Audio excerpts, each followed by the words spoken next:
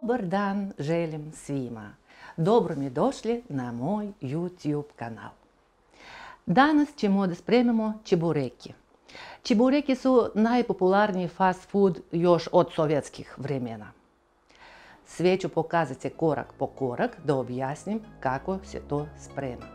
I tak da počnemo našu pripremu čebureka sa mesom.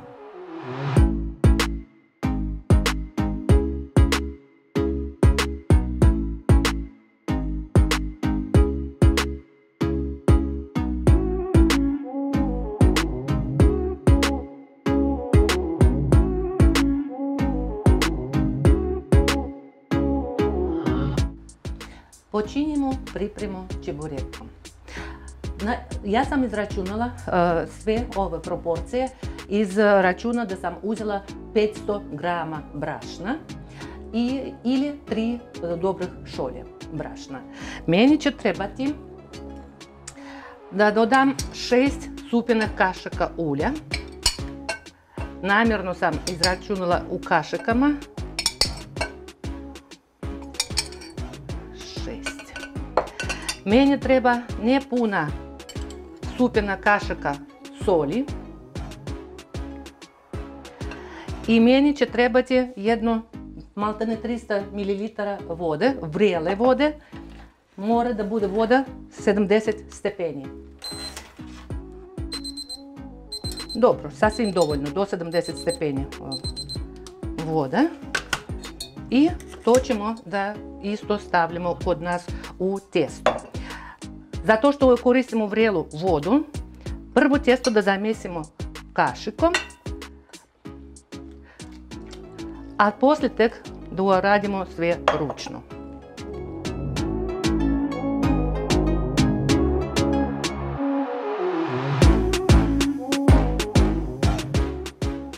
Naše testo je gotovo. Vidite, ono je dosta elastično, dosta mekano. Vidite kako. I sad ovo testo mora da se odmori najmanje sat vremena. Neka se ono odmori. A mi, za to vrijeme dok naše testo stoje, mi ćemo da pripremimo naš fil.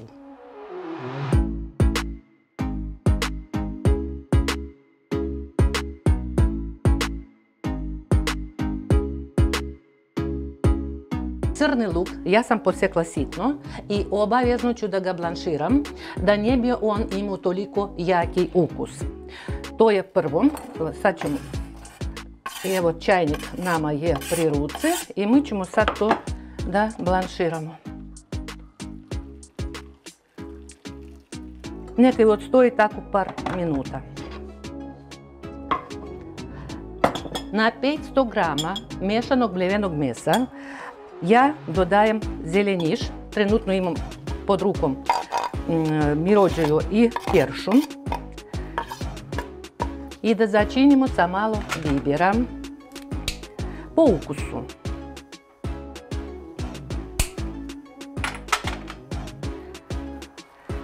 I obavezno ja dodajem, evo tu mi goveđi temeljac i ja dodajem polako, to će da nam da sočni i nežni fil. Zato što temeljac, možemo i kockicu goveđu da rastopimo, bit će nam to taman. Ipak ona je slana, tako da budete oprezni sa soli. Posolit ćemo na kraju, samo da korigujemo količinu soli u našem filu. Vidite, već sad fil postaje mekan, nežan i mora malko da odstoji taman dok naše testo bude bilo spremno.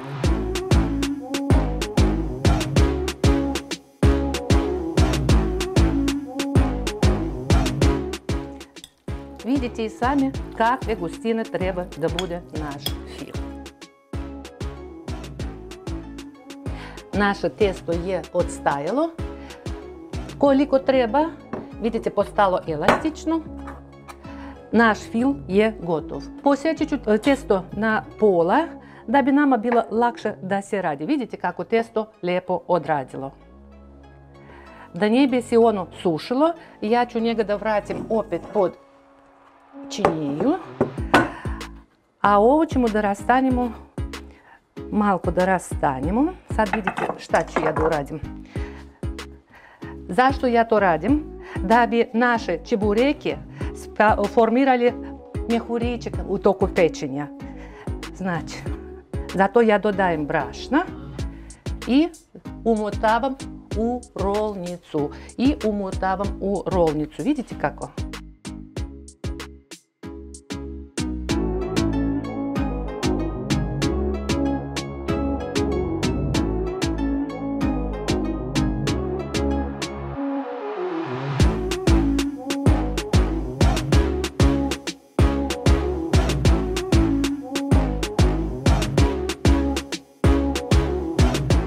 Evo, rastanjili smo kružići tijesta i sad ćemo da punimo.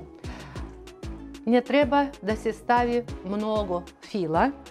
Nemojte da mislite da ako budete stavili mnogo mesa, bit će vama ukusnije.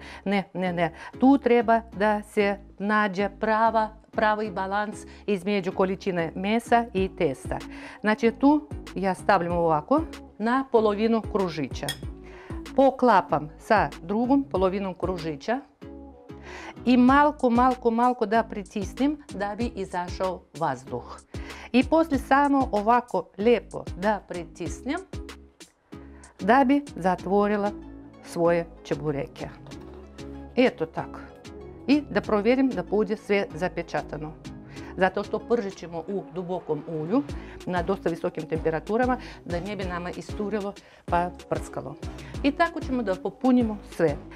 I još jedno, ako osjećate da vama tijesto se ne lijepi, pokvasite krajeve malko sa vodicom.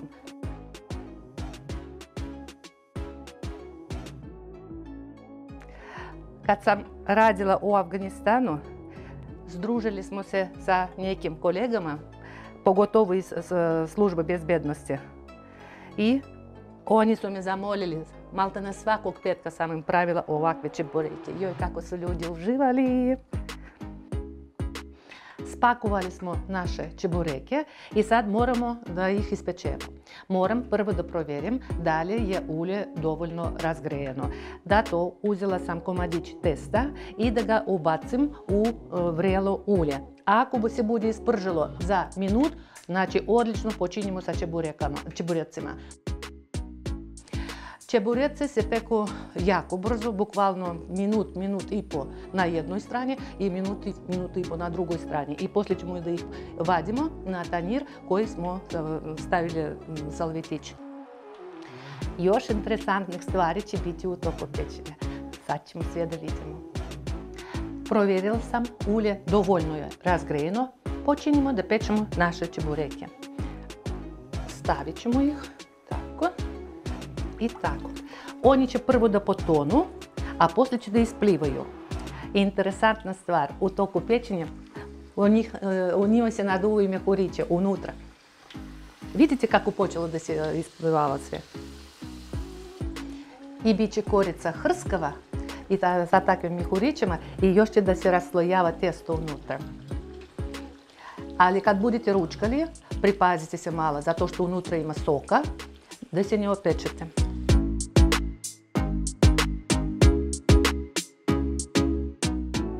Dragi moji, završili smo pripremu čebureka.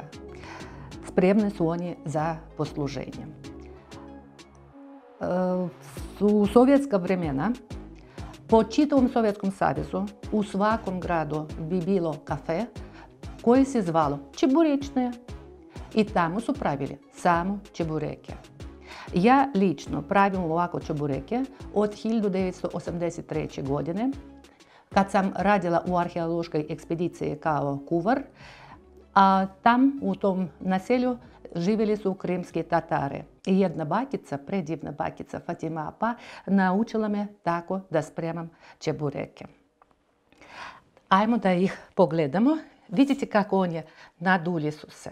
Sad ćemo, vrelo. Upozoravala sam vas da unutra ima soka. Unutra ima soka, tako da kad budete ručkali, vi pripazite da se ne opečete. I tako će biti lijepo Ovi mihurići, oni daju takvu hrskovu koricu i ove krajkice isto daju veoma hrskovu koricu i bit će vam ukusno, a pogotovo kad budete našli pravi balans između količine testa i količine mesa, to vi ćete da uživate u tome svaki dan. Neka to postane specijalitet vaše kuće. Ja bih htjela da se zahvalim svim pratioцima, gledalcima, zato što mi već prilazimo ka 1000 potpisnika. Meni je to jako drago, meni to puno znači, a vama svima od srca hvala lepo. Vidimo se i u drugim epizodama, bit će još interesantnih recepata. Prijatno!